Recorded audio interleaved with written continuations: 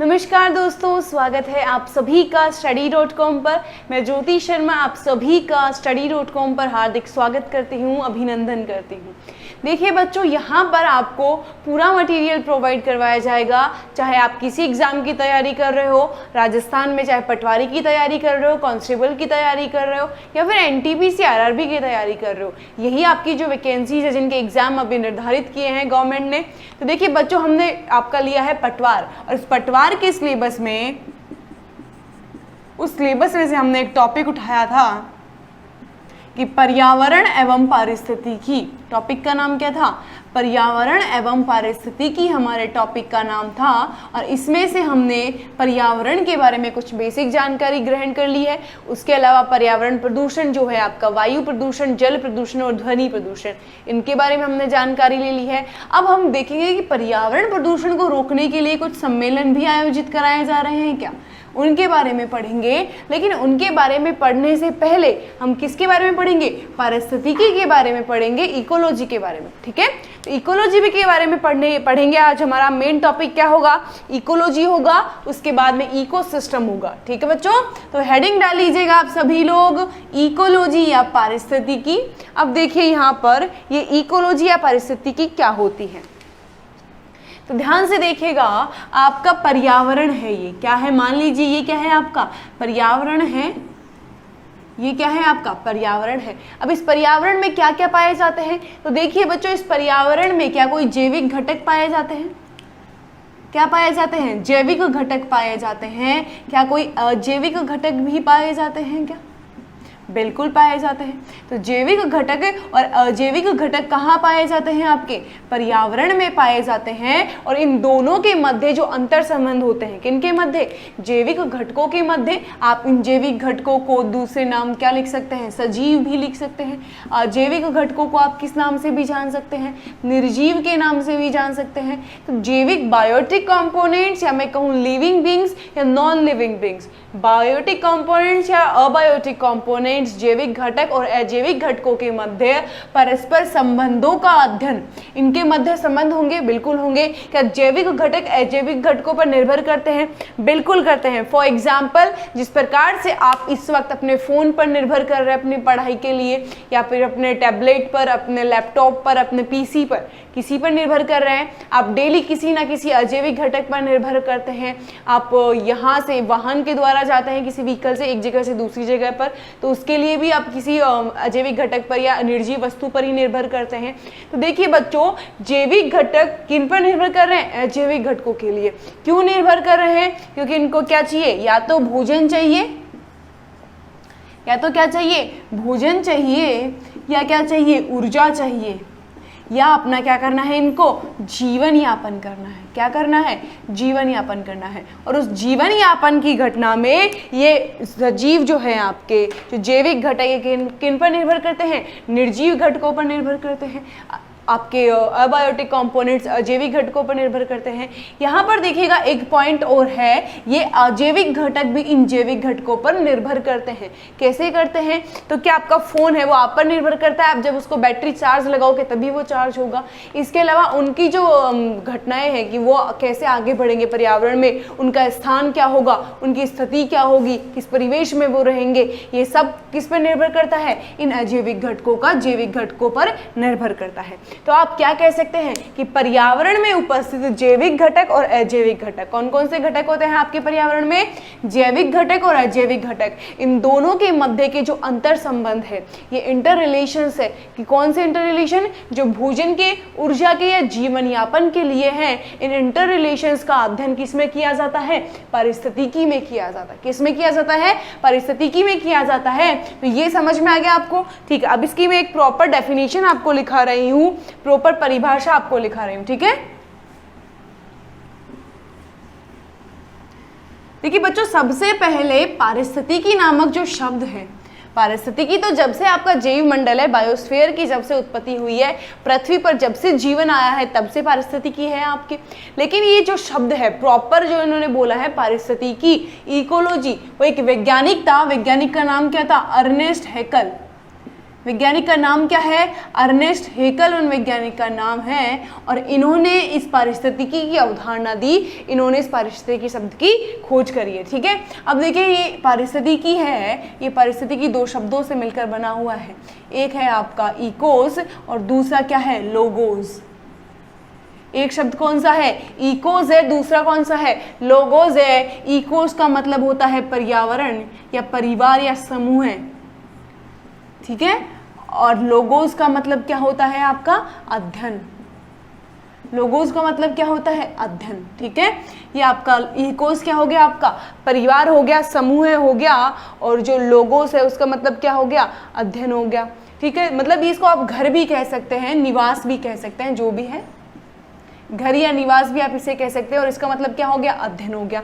अब देखिए मतलब क्या है, आप शाब्दिक रूप से मैंने इसको ट्रांसफॉर्म कर दिया है, बाद में ये इकोस और लोगोस जाके दोनों मिलकर क्या बोले? इकोलॉजी इसको बोला गया। अब देखिए यहाँ पर इकोस मतलब आपके घर या निवास का, किनके घर या निवास का? सजीवों के घर या निवास का अध्ययन करना क्या कहलाएगा? पारिस्थितिकी कहलाएगा। ये इसका एक शाब्दिक अर्थ हो गया। अब यहाँ पर मैं इसकी परिभाषा लिख देती हूँ पारिस्थितिकी की, वो ये है कि पर्यावरण में उपस्थित जैविक घटकों एवं अजैविक घटकों। देखिए बच्चों, जैविक घटकों को इंग्लिश में आप बोलते हैं बायोटिक कंपोनेंट्स, और अजैविक घटकों को क्या कहते हैं? Abiotic components. ठीक है, जैविक घटकों अजैविक घटकों के मध्य परस्पर संबंधों का अध्ययन, और वो संबंध कैसे होंगे? भोजन के लिए होंगे, ऊर्जा के लिए होंगे, या फिर आपके जीवन यापन के लिए होंगे। परस्पर संबंधों का अध्ययन क्या कहलाएगा? परस्पर संबंधों का अध्ययन क्या कहलाता है आपका? पारिस्थितिकी कहलाता है। परस्पर संबंधों का अध्ययन पारिस्थितिकी कहलाता है। ठीक है, तो ये हो गई है आपकी पारिस्थितिकी की परिभाषा कि पारिस्थितिकी होती क्या है। इसका स्क्रीनशॉट हो गया आप सभी का। ठीक है, अब यहां पर देखिएगा जैविक घटकों में क्या क्या शामिल होते हैं? सभी जीव है जिन्हें आप क्या कहते हैं? सजीव कहते हैं। अजैविक घटकों में क्या शामिल होते हैं? सभी निर्जीव वस्तुएं। अब ये निर्भर कैसे करते हैं? परस्पर संबंध कौन से होते हैं? तो वो मैं यहाँ पे लिख रही हूँ। एक होता है भोजन का, एक होता है ऊर्जा का, और एक कौन सा होता है आपका? जीवन यापन का। ये परस्पर संबंध है। ठीक है, इसका स्क्रीनशॉट हो गया आप सभी का, और यहाँ जो लिख रहे हैं साथ के साथ वो इसको लिखते जाइएगा। ठीक है, अब देखिए यहाँ पर आगे हम देखते हैं कि इकोलॉजी की अवधारणा अर्नेस्ट हैकल साहब ने दे दी। अब इन्होंने ये कहा कि जो पर्यावरण में जो उपस्थित आपके जैविक घटक है और क्या है? अजैविक घटक है, उनके मध्य संबंधों का अध्ययन क्या कह रहे हो आप? पर्यावरण पारिस्थितिकी कह रहे हो। देखिए मैं वापस से बना रही हूँ। पर्यावरण में क्या है? एक साइड आपके जैविक घटक है, एक साइड क्या है? अजैविक घटक है। ठीक है, ये दो आपके किस में पाए जाते हैं? पर्यावरण में पाए जाते हैं। अब यहाँ पर ध्यान से देखिएगा, जब ये दो समूह हैं, दो अलग अलग प्रकार के समूह कहाँ पर पाए जा रहे हैं? आपके पर्यावरण में पाए जा रहे हैं। तो यहाँ पर ध्यान से देखिएगा, पारिस्थितिकी किसको कहते हैं? जैविक घटकों और अजैविक घटकों के परस्पर अंतर संबंधों को। लेकिन यहाँ पर एक और परिभाषा आई पारिस्थितिकी की बाद में, जिसमें ये कहा गया कि जैविक घटकों और अजैविक घटकों के परस्पर संबंधों के साथ ही जैविक घटकों का पर्यावरण के साथ में और अजैविक घटकों का भी पर्यावरण के साथ में, मतलब इन तीनों का आपस में संबंध। आपका ये पर्यावरण है, इस पर्यावरण का जैविक घटकों और अजैविक घटकों का मध्य संबंध तो चलेगा, वो तो ठीक है, वो तो हमने पहले वाली परिभाषा में भी देखा। लेकिन अब मैं क्या कह रही हूँ कि जैविक घटकों का पर्यावरण के साथ में, अजैविक घटकों का पर्यावरण के साथ में और आपस में भी, सारे जो इंटर रिलेशंस है सारे जो अंतर संबंध है उन सभी का अध्ययन कहाँ किया जाता है, उन सभी का अध्ययन आपके पारिस्थितिकी में किया जाता है। तो यहाँ पर देखिएगा, पर्यावरण के साथ जैविक घटकों, जैविक एवं अजैविक घटकों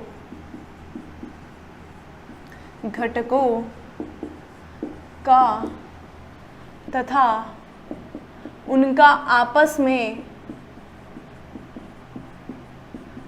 में संबंध ही पारिस्थितिकी कहलाता है। क्या कहलाता है? पारिस्थितिकी कहलाता है, इकोलॉजी कहलाता है। ठीक है, ये हो गया आप सभी का। इसका स्क्रीनशॉट ले लीजिए। फिर यहाँ पर अगला पॉइंट लिखिए आप कि इस पारिस्थितिकी की इकाई क्या कहलाती है।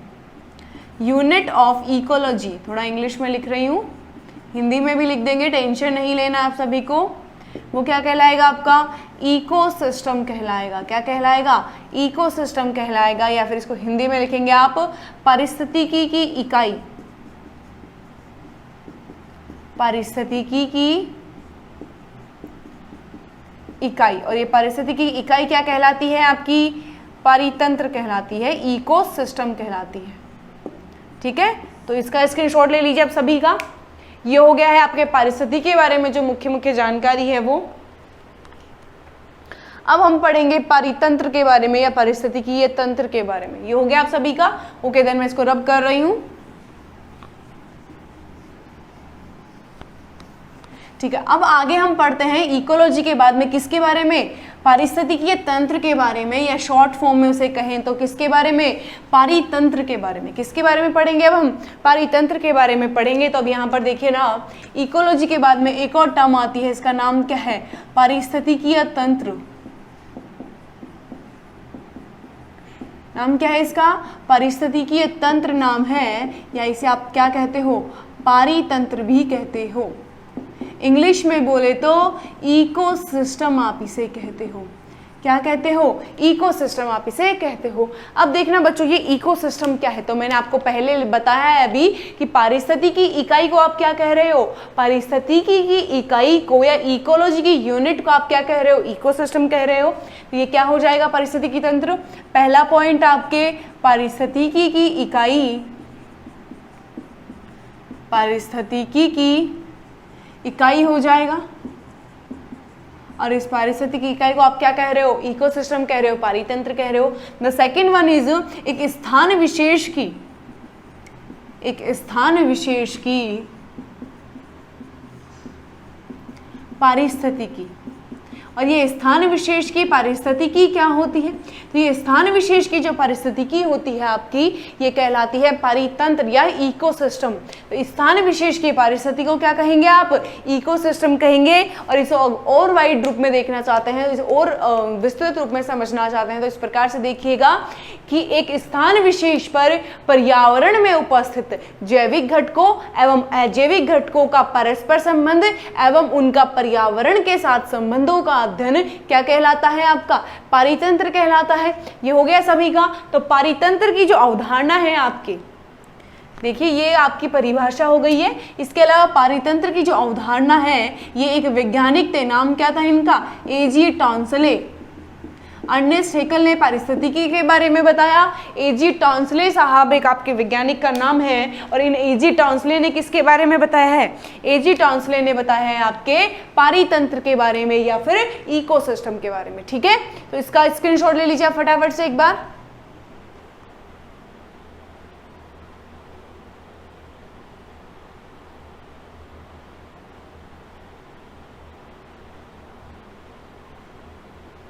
ठीक है, ये हो गया।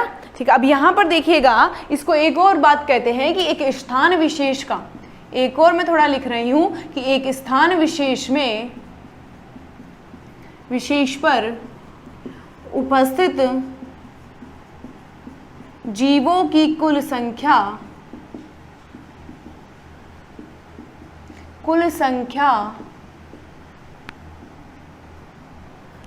का पारिस्थितिकीय अध्ययन।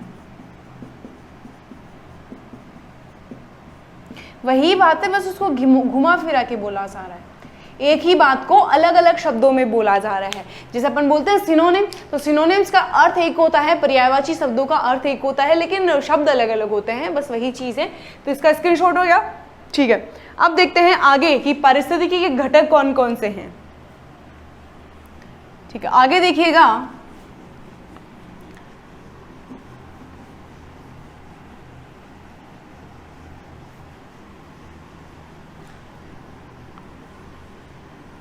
देखिए यहाँ पर हमने किसके बारे में पढ़ा है, पारिस्थितिकीय तंत्र के बारे में। इसको भी मिटा देते हैं, एक अलग से हेडिंग बनाते हैं अपन, और जो हम अलग से हेडिंग बना रहे हैं उसका नाम क्या है, पारितंत्र। क्या नाम है उसका, पारितंत्र नाम है। इसे आप क्या कहते हैं, इकोसिस्टम कहते हैं। और इस इकोसिस्टम में इसके जो घटक हैं उन घटकों के बारे में पढ़ रहे हैं। इस इकोसिस्टम के घटक कौन कौन से होते हैं, इसमें क्या क्या उपस्थित होते हैं। तो बताया कि जैविक और अजैविक घटक होते हैं, तो वो सभी पढ़ेंगे। तो क्या ऊर्जा भी होती है, जी बिल्कुल एनर्जी होती है, बिकॉज एनर्जी को आप ना तो प्रोड्यूस कर सकते हो ना उसको नष्ट कर सकते हो, वो तो सिर्फ एक फॉर्म से दूसरे फॉर्म में ट्रांसफर ही होती है ना। ठीक है, तो अब ये ऊर्जा का नियम है, लेकिन हम इसको यहाँ पर भी यूज करेंगे। देखिए इसके घटकों के बारे में हम पढ़ते हैं, तो इसके कितने घटक पाए जाते हैं, तो इसमें 3 घटक पाए जाते हैं। मुख्यतः कितने घटक पाए जाते हैं, 3 components are there. The first one is जैविक घटक। पहला घटक कौन सा है आपका, जैविक घटक, और इसे आप इंग्लिश में क्या कहते हैं, बायोटिक कंपोनेंट्स। अब बिल्कुल हम पढ़ेंगे कि आपका पारिस्थितिकी में क्या होता है, पारितंत्र में क्या होता है, सारी जानकारी अब हम लेंगे। तो पहला घटक का नाम क्या है आपका, बायोटिक कंपोनेंट, जैविक घटक। दूसरे का नाम है आपका अजैविक घटक,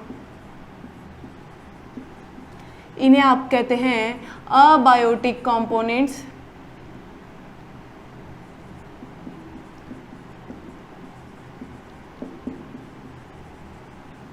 ठीक है, अगला जो है हमारा वो क्या है, अगला घटक ऊर्जा है, इसे आप क्या कहते हैं, एनर्जी भी कहते हैं। ठीक है, तो ये 3 घटक, 3 मुख्य कंपोनेंट्स हैं जो कहाँ पाए जाते हैं, आपके पारितंत्र में पाए जाते हैं, आपकी पारिस्थितिकी में पाए जाते हैं। देखिए मान लीजिए यहाँ पर पारिस्थितिकी तो क्या हो जाएगी कि आपने बोला कि भारत की पारिस्थितिकी है ये, या फिर मैं कहूँ कि अरावली की पारिस्थितिकी। एक मैंने स्पेसिफिक ले लिया राजस्थान का कि अरावली की पारिस्थितिकी में ये पाया जाता है, लेकिन अगर अरावली में ही मैं माउंट आबू लूँ तो माउंट आबू क्या कहलाएगा, उसका पारितंत्र।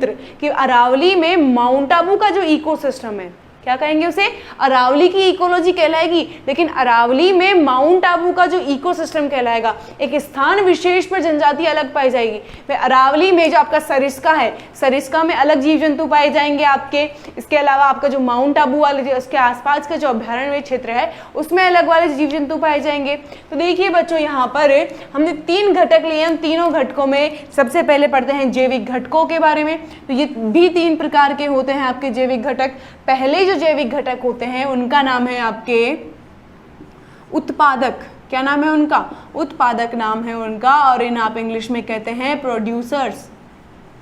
इंग्लिश में आप इन्हें क्या कहते हैं, प्रोड्यूसर्स कहते हैं। सेकंड वन, दूसरा जो आपका नाम है उत्पादकों के अलावा उन्हें आप क्या कहते हैं, उपभोक्ता कहते हैं। क्या कहते हैं ना आप, कंज्यूमर्स कहते हैं। क्या कहते हैं, कंज्यूमर्स कहते हैं। और ये कंज्यूमर्स भी आपके 3 प्रकार के होते हैं। कितने प्रकार के होते हैं, 3 प्रकार के होते हैं। एक होते हैं प्राथमिक उपभोक्ता, दूसरे होते हैं द्वितीयक उपभोक्ता, तीसरे होते हैं क्या आपके तृतीयक उपभोक्ता। तीसरे क्या होते हैं, तृतीयक उपभोक्ता होते हैं, प्राइमरी, सेकेंडरी एंड टर्शरी। और जो तीसरा नंबर का होता है आपके जैविक घटक, उन्हें आप कहते हैं अपघटक। क्या कहते हैं इन्हें आप, अपघटक कहते हैं। ठीक है, डीकम्पोजर इन्हें आप कहते हैं। इंग्लिश में भी लिख देते हैं आपके लिए, ये लीजिए डीकम्पोजर आप इन्हें कहते हैं। ठीक है, तो ये किसके हो गए, आपके जैविक घटकों के प्रकार हो गए। अब बात करते हैं अजैविक घटकों की। तो अजैविक घटकों में जो पहला अजैविक घटक है, उस पहले अजैविक घटक का नाम है आपके कार्बनिक घटक। मतलब जो कार्बनिक कंपाउंड्स होते हैं आपके पृथ्वी पर, जिनमें कार्बन की उपस्थिति होती है, वे निर्जीव वस्तुएं जिनमें किसकी उपस्थिति होती है, कार्बन की उपस्थिति होती है। यहाँ पर देखिए पहला नंबर आएगा कार्बनिक कंपोनेंट्स में आपका वसा आ जाएगी, प्रोटीन आ जाएगा, कार्बोहाइड्रेट्स आ जाएंगे, ये किस में आएंगे? और भी बहुत सारे होते हैं, लेकिन मैंने कुछ एग्जाम्पल्स के तौर पर आपको वसा, प्रोटीन, कार्बोहाइड्रेट ही लिखे हैं। दूसरे नंबर पर आते हैं आपके अकार्बनिक घटक। दूसरे नंबर पे कौन से आते हैं? अकार्बनिक घटक या नॉन कार्बोनिक कंपोनेंट्स। इनमें देखिए अकार्बनिक घटक में क्या आएगा आपका? सबसे पहले आएगा जल, उसके बाद में खनिज लवण। तो ये जल खनिज लवण हो गया, ये किस में आएंगे? आपके अकार्बनिक घटकों में आएंगे। ठीक है, तो ये देखिए यहाँ पर मैंने क्या बताया आपको? सबसे पहले आपके वसा, प्रोटीन और जो आपके कार्बोहाइड्रेट्स है वो क्या है? कार्बनिक घटक है। इसके अलावा अकार्बनिक घटक हो गया आपके जल और खनिज लवण। इसके बाद में आता है आपके जलवायवीय घटक। कौन से आते हैं? जलवायवीय घटक आते हैं। और इन जलवायवीय घटकों में देखिए क्या क्या शामिल होता है। तो आपके जितने भी मौसम से संबंधित कंपोनेंट्स है, जैसे लाइक ताप हो गया, दाब हो गया, आर्द्रता हो गया, वर्षा हो गई, ये सब किस में आएंगे? आपके जलवायवीय घटकों में आएंगे। तो ताप हो गया आपका, दाब हो गया, आर्द्रता हो गई है, एक्सेट्रा, ये सभी किस में आते हैं? आपके जलवायवीय घटकों में आते हैं। ठीक है, अब ये सब हम इनमें पढ़ने वाले हैं। जैविक घटकों में उत्पादकों के बारे में पढ़ने वाले हैं, उपभोक्ता के बारे में और अपघटक के बारे में। लेकिन जैविक घटकों में कार्बनिक घटक जो है आपके, जब आपको बायोलॉजी में न्यूट्रिशन कराया जाएगा तब इनको अच्छे से पढ़ेंगे हम कि वसा क्या होती है, प्रोटीन क्या होता है, कार्बोहाइड्रेट क्या होता है। कार्बनिक घटकों के बारे में भी पढ़ेंगे। इसके अलावा जलवायवीय घटकों के बारे में आप ज्योग्राफी में पढ़ेंगे। तो ये वाला जो पार्ट है वो हम यहाँ पर डिस्क्राइब नहीं करेंगे, इस वाले पार्ट को अच्छे से डिस्क्राइब करेंगे, क्योंकि बायोटिक कंपोनेंट्स इकोसिस्टम में एक मेजर रोल रखते हैं। ठीक है, उसके बाद में देखिए ऊर्जा के बारे में हम पढ़ेंगे। हालांकि ऊर्जा आपकी फिजिक्स में आएगी, लेकिन पारितंत्र में आपकी इकोसिस्टम में ऊर्जा का किस प्रकार से योगदान रहता है, ये लिंडमैन का नियम क्या होता है, किसका? लिंडमैन का नियम क्या होता है, इसके बारे में हम पढ़ेंगे। ठीक है, ये अलग से बता रही हूँ, इस क्लासिफिकेशन में नहीं है एक्चुअली, ये मैं बता रही हूँ कि अपन और क्या क्या पढ़ने वाले हैं उन जैविक घटकों के अलावा, उनको डिस्क्राइब करने के अलावा। तो ये लिंडमैन का नियम क्या होता है? क्या कोई पिरामिड नाम की भी चीज़ होती है? और ये पिरामिड कौन कौन से होते हैं? जैव भार के आधार पर, जैव संख्या के आधार पर, ऊर्जा के आधार पर, तो वो भी कुछ पिरामिड भी होते हैं। क्या आपकी खाद्य श्रृंखला भी कुछ होती है? तो हम उसके बारे में भी पढ़ेंगे। क्या आपका खाद्य जाल कुछ होता है? तो बिल्कुल होता है, हम उसके बारे में भी पढ़ेंगे। तो इन सारी पारिस्थितिकीय टर्म्स के बारे में हम पढ़ते हुए, एक होता है आपका पारिस्थितिकीय निके, एक क्या होता है आपका पारिस्थितिकीय निके जिसे आप कहते हैं, उसके बारे में भी हम पढ़ेंगे। ठीक है, और अलग अलग प्रकार की आपकी पारिस्थितिकी होती है। समुद्रीय पारिस्थितिकी अलग होती है, आपकी पर्वत पारिस्थितिकी अलग होती है। ठीक है, तो उन सभी के बारे में हम स्टडी करेंगे। ठीक है, तो बच्चों इसका स्क्रीनशॉट ले लीजिए। ठीक है, हो गया आप सभी का। अब हम पहला हेडिंग डालेंगे अपना, क्या? उत्पादकों के बारे में। क्या पढ़ेंगे हम? सबसे पहले उत्पादकों के बारे में पढ़ेंगे, जिसका स्क्रीनशॉट हो गया आप सभी का। इसमें देखिए उत्पादकों के बारे में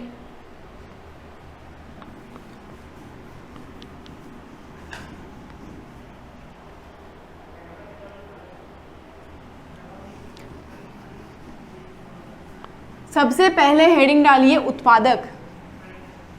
सबसे पहली हेडिंग क्या डालनी है आप सभी को? उत्पादक डालनी है। और उत्पादकों के बारे में हम पढ़ेंगे। तो देखिए उत्पादक क्या होते हैं, प्रोड्यूसर्स क्या होते हैं। तो ये तो आप सभी को पता है कि उत्पादक तो वो होंगे जो भोजन का निर्माण स्वयं से कर रहे हैं। प्रोड्यूसर्स वो कहलाएंगे जो अपने भोजन का निर्माण क्या करते हैं, खुद से करते हैं, स्वयं से करते हैं। तो यही इसकी परिभाषा हो जाएगी। उत्पादक क्या होंगे, प्रोड्यूसर्स क्या होंगे। तो इसमें लिखिएगा वे जीव या पादप, इसको ये वे जीव या पादप मत करिए, यहाँ पे आप सीधा लिखिएगा जो अपने भोजन का निर्माण स्वयं करते हैं, जो अपने भोजन का निर्माण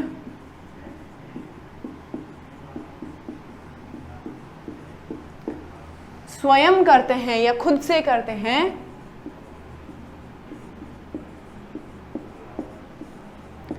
क्या कहलाते हैं? उत्पादक कहलाते हैं।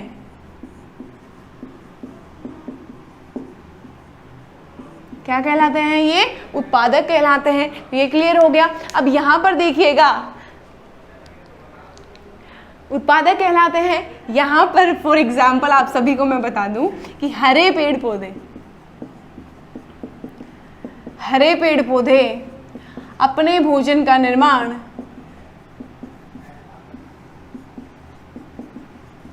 स्वयं करते हैं। हरे पेड़ पौधे अपने भोजन का निर्माण क्या करते हैं? स्वयं करते हैं। इसीलिए देखिए, प्रकृति में या पारिस्थितिकी में एकमात्र ऐसा जैविक घटक है, तो यहाँ पर लिख सकते थे वे जैविक घटक जो अपने भोजन का निर्माण स्वयं करते हैं उत्पादक कहलाते हैं। और कौन होते हैं जो अपने भोजन का निर्माण स्वयं करते हैं? वो होते हैं आपके क्या? हरे पेड़ पौधे होते हैं। तो हरे पेड़ पौधे अपने भोजन का निर्माण स्वयं करते हैं, इसीलिए उन्हें स्वपोषी कहा जाता है। क्या कहते हैं? स्वपोषी कहा जाता है। स्वपोषी को आप इंग्लिश में क्या कहते हैं? ऑटोट्रॉपिक। स्वपोषी को इंग्लिश में क्या कहते हैं आप? ऑटोट्रॉपिक कहा जाता है। और ऑटोट्रॉफिक्स वे होते हैं जो अपने भोजन का निर्माण क्या करते हैं?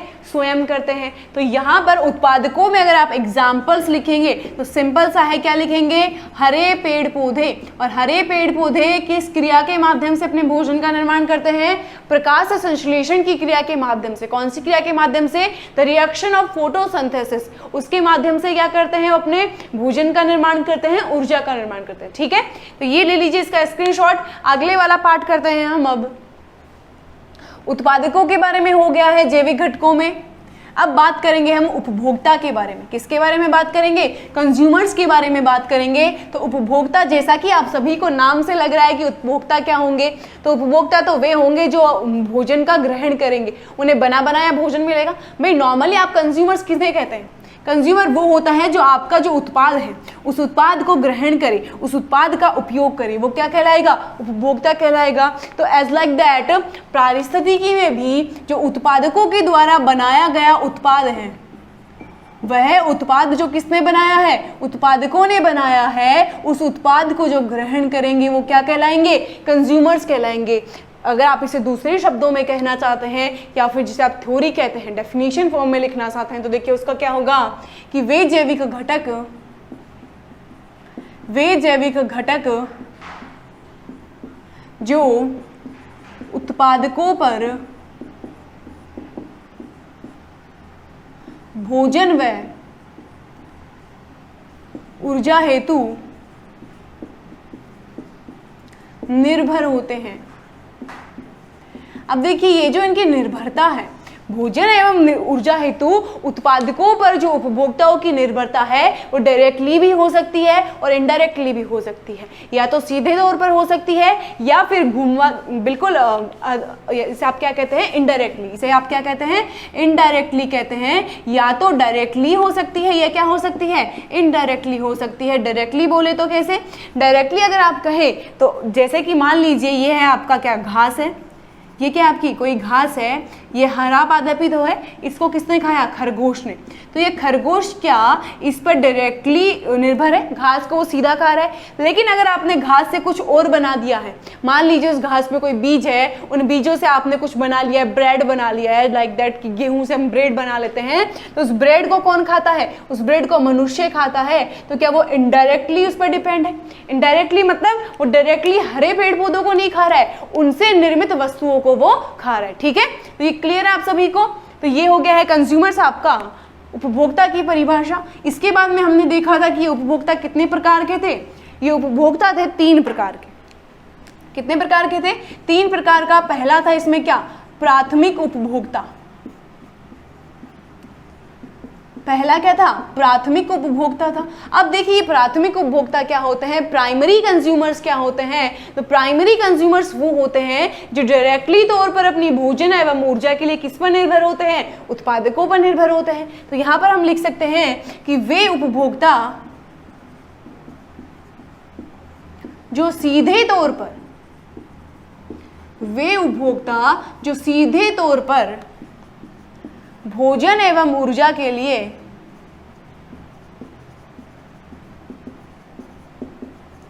किस पर निर्भर है? उत्पादकों पर निर्भर है। वो क्या कहलाएंगे, आपके प्राथमिक उपभोक्ता कहलाएंगे। फॉर एग्जाम्पल अगर हम इसका उदाहरण दें तो इसका उदाहरण क्या हो जाएगा, घास है आपका, ये घास क्या है, ये है आपका उत्पादक, और इसे खा कौन रहा है, इसे खा रहा है यदि खरगोश, तो ये खरगोश क्या कहलाएगा, आपका प्राथमिक उपभोक्ता। प्राथमिक उपभोक्ता कैसे कहलाएगा, क्योंकि ये डायरेक्टली तौर पर किस पर निर्भर है, आपका उत्पादकों पर निर्भर है। ठीक है, प्रोड्यूसर्स पर डिपेंड है ये प्राइमरी कंज्यूमर, तो आपका खरगोश क्या हो जाएगा, प्राइमरी कंज्यूमर हो जाएगा, प्राथमिक उपभोक्ता हो जाएगा। ठीक है, इसका लीजिए स्क्रीनशॉट, उसके बाद में पढ़ते हैं द्वितीयक उपभोक्ता के बारे में। ठीक है, ये हो गया आप सभी का। अगला देखिए सेकेंडरी कंज्यूमर्स क्या होंगे। तो जैसा कि हमने देखा प्राइमरी कंज्यूमर्स डायरेक्टली तौर पर प्रोड्यूसर्स पर डिपेंड है अपनी भोजन एवं ऊर्जा के लिए, उसी प्रकार से जो द्वितीयक उपभोक्ता हैं आपके,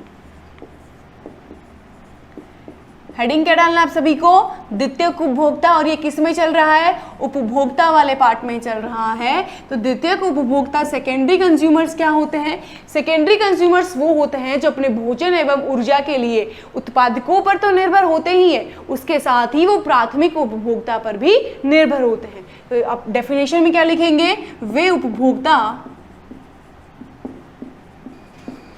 जो भोजन एवं ऊर्जा के लिए, वे उपभोक्ता जो भोजन एवं ऊर्जा के लिए उत्पादकों के साथ साथ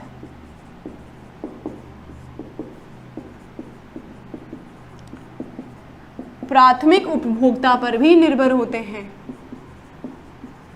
किस पर निर्भर होते हैं, प्राथमिक उपभोक्ता पर भी निर्भर होते हैं।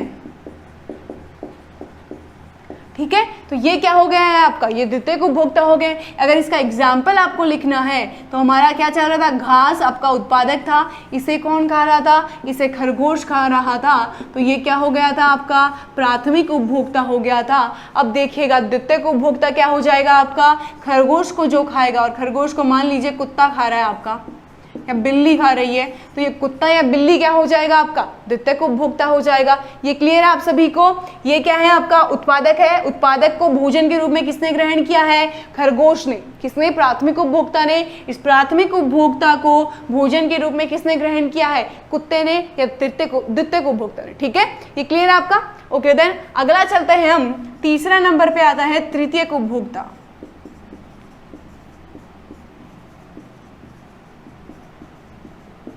टर्शरी कंज्यूमर के बारे में बात करते हैं। देखिए यहाँ पर प्राथमिक में सीधा वो उत्पादकों पर निर्भर कर रहा था, द्वितीयक में उत्पादक और प्राथमिक उपभोक्ता दोनों पर निर्भर कर रहा है। अगर हम तृतीयक उपभोक्ता की बात करते हैं तो वो किस पर निर्भर करेगा, उत्पादक, प्राथमिक उपभोक्ता एवं द्वितीयक उपभोक्ता। ठीक है, तो इसको आप थ्योरी रूप में लिख लीजिए कि वे उपभोक्ता जो भोजन एवं ऊर्जा हेतु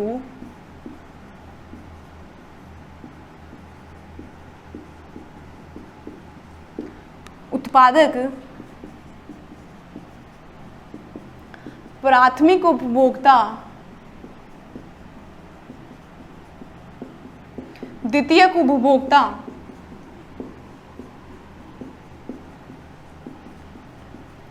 पर निर्भर करते हो,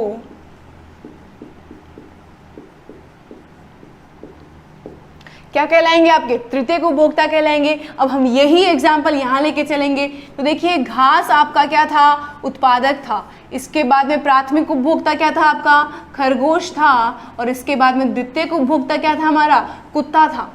यहाँ तक हो गया था। अब तृतीयक उपभोक्ता की हम बात करते हैं तो क्या आपका, मान लीजिए कुत्ते को भेड़िया खा रहा है आपका, कुत्ते को कौन खा रहा है, भेड़िया खा रहा है, तो ये भेड़िया क्या हो जाएगा आपका, तृतीयक उपभोक्ता हो जाएगा। ये सभी को क्लियर है। अब यहाँ पर देखिए द्वितीयक उपभोक्ता क्या मांसाहारी कहलाएंगे, क्योंकि ये किसको खा रहे हैं, प्राथमिक उपभोक्ता को भी भोजन के रूप में ग्रहण कर रहे हैं, तो ये क्या कहलाते हैं, ये मांसाहारी भी कहलाते हैं। क्या कहलाते हैं, मांसाहारी भी कहलाते हैं। लेकिन अगर बात करें हम तृतीयक उपभोक्ता की तो ये कहलाएंगे आपके क्या, उच्च मांसाहारी। क्या कहलाएंगे, उच्च मांसाहारी कहलाएंगे ये। तो ये हो गया है आपका प्राथमिक उपभोक्ता, द्वितीयक उपभोक्ता और तृतीयक उपभोक्ता। जो लोग लिख रहे हैं वो लिख लीजिए, इनका नोट्स बना लीजिए, और जो लोग स्क्रीनशॉट ले रहे हैं वो वहां से ले लीजिए फटाफट से। अगली बात करते हैं हम अपघटकों के बारे में। किसके बारे में, आप एक क्वेश्चन जो है आप सभी के दिमाग में आ रहा होगा कि मनुष्य क्या है, कि मनुष्य शाकाहारी है या मांसाहारी है, हर्बीवोरस है या कार्निवोरस है, मनुष्य इन दोनों में से क्या है। तो देखिए मनुष्य जो है वो सर्वाहारी है। क्या है हारी है? सर्वाहारी है, मतलब मांसाहारी भी है और आपका शाकाहारी भी है। हर्बीवोरस भी है और कार्निवोरस भी है, मतलब ये हेटेरोट्रॉपिक है। क्या है? हेटेरोट्रॉपिक है, विषमपोषी भी इसे कहा जाता है। ठीक है, तो ये हो गया आप सभी का। अगला देखते हैं अपघटक के बारे में।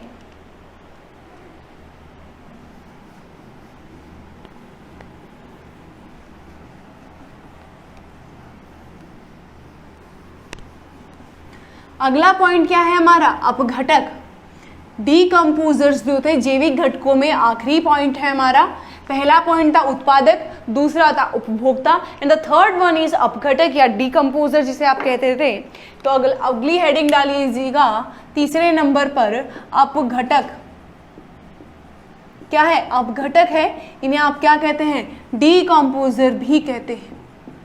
क्या कहते हैं? डीकम्पोजर या अपघटक भी कहते हैं। तो देखिए ये जो अपघटक होते हैं, ये अपघटक क्या करते हैं? तो जैसे ही आपके कोई जैविक घटक है, आपका उत्पादक या उपभोक्ता है, उनकी डेथ हो जाती है, वो मर जाते हैं, उनकी मृत्यु के बाद में ये उनके शरीर में जो जटिल कार्बनिक संरचनाएं हैं, उनका शरीर किससे मिलकर बना होगा? उत्पादकों का या उपभोक्ताओं का जो शरीर है, उनका जो बॉडी है, वो एक जटिल कॉम्प्लेक्स कार्बनिक कंपाउंड से मिलकर बना होगा। उन कॉम्प्लेक्स कार्बनिक कंपाउंड्स को वो सिंपलेस्ट कार्बनिक कंपाउंड्स में तोड़ते हैं, मतलब वो प्रकृति के क्या कहलाते हैं? सफाई कर्मी कहलाते हैं। ठीक है, तो यहां पर देखिएगा अपघटक क्या कहलाएंगे? वे घटक जो उत्पादक एवं उपभोक्ता की मृत्यु के पश्चात